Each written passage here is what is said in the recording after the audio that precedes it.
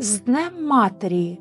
Велика і щира подяка всім матерям за їхніх дітей, які стоять на захисті України, за їхні молитви, які тримають небо над Україною. Любові вам, тепла, спокою і довгоочікуваного миру, щоб ваші діти завжди були здорові і щасливі.